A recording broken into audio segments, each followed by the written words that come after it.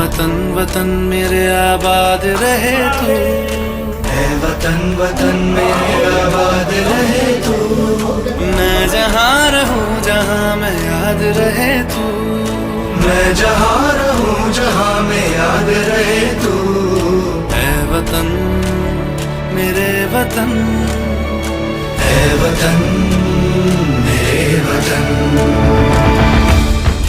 कई अखबार निकले, हिंदू निकला और इंडियन एक्सप्रेस निकले, तमाम अखबार निकलते गए और हिंदी पत्रकारिता धीरे धीरे विकास करती गई और इतना विकास किया कि अखबार को पढ़ के प्रतियोगी परीक्षाओं में विद्यार्थी अपने सवालों को ढूंढते थे कि अखबार में जरूर छपा होगा इस बारे में, और उसको पढ़ करके प्रतियोगी परीक्षाओं में सफल हो जाते थे। हिंदी पत्रकारिता का जो आज 200 वर्ष पूरा हो रहा है, इसके लिए मैं सभी पत्रकार साथियों को बधाई देता हूँ और इन्हीं शब्दों के साथ मैं अपनी बात को विराम देता हूँ। जय हिंद, जय। हिंदी पत्रकार दिवस के अवसर पर इस कार्यक्रम में आप सभी का जो पत्रकार संघ की तरफ से मैं हार्दिक स्वागत, अभिनंदन और वंदन करता हूँ। साथियों, हमारे वरिष्ठ उपाध्यक्ष सीनियर पत्रकार श्री लोलारक दुबे जी ने तन मातन के बारे में आपको विस्तार से बताया। मैं एक बात जरूर कहना चाहता हूँ कि हिंदी पत्रकारिता ही असल पत्रकारिता है।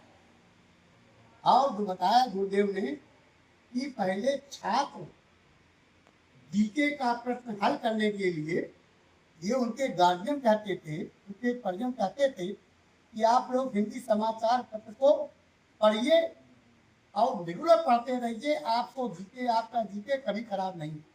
इसलिए कि उसमें देश विदेश जिले का सभी व्यवसाय का, सभी धर्म का, हर क्षेत्र का उसमें प्रकाशन होता है।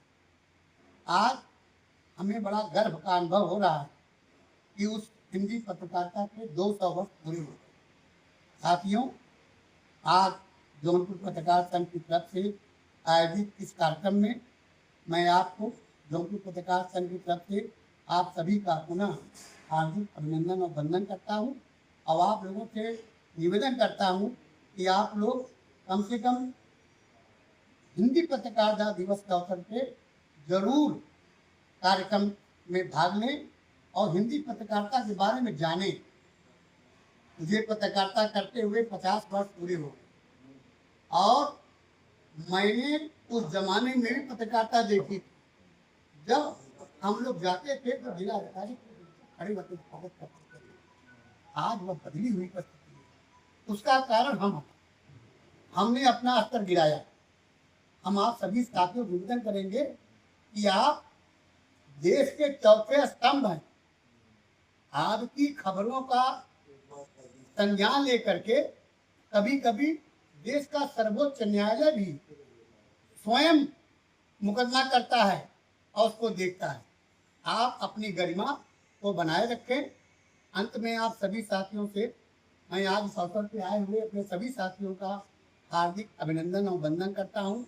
धन्यवाद। जय हिंद, जय भारत। रामदयाल द्विवेदी जी,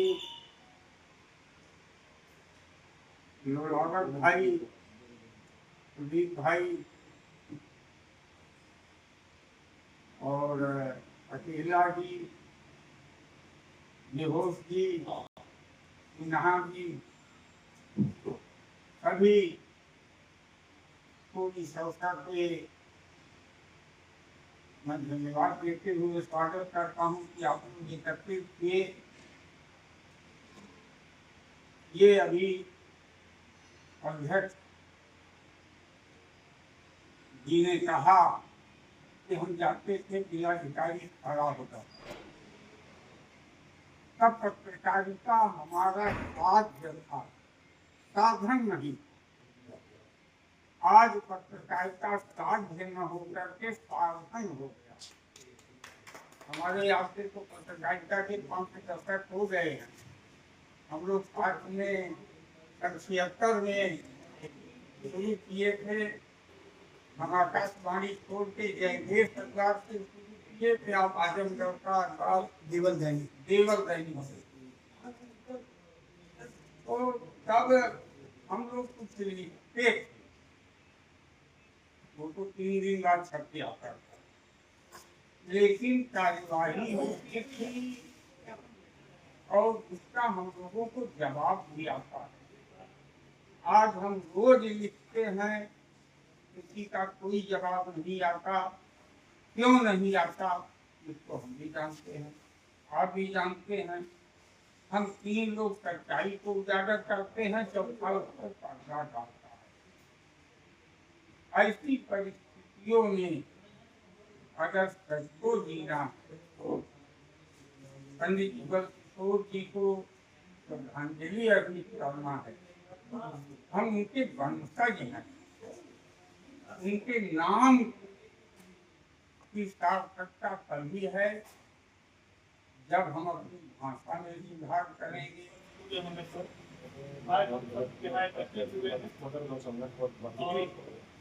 यह एक खुशी का मौका भी है और अगले साल तो अध्यक्ष जी ने कहा सिल्वर जुबली का प्रोग्राम किया जाएगा, उसकी तैयारी अभी से हम लोग शुरू करेंगे और बृहद रूप से उसको आयोजित भी करेंगे। और आज आए सभी साथियों में आभार ज्ञापित करता हूँ और सभी से आग्रह करता हूँ आप लोग हमारे संघ संगठन के प्रति ऐसे ही आस्थावान बनकर और इसे मजबूत बनाएं ताकि हम सब अपने लक्ष्यों की मैं जहाँ भी मेरी बुनियाद रहे तू, वतन वतन मेरे आबाद रहे तू।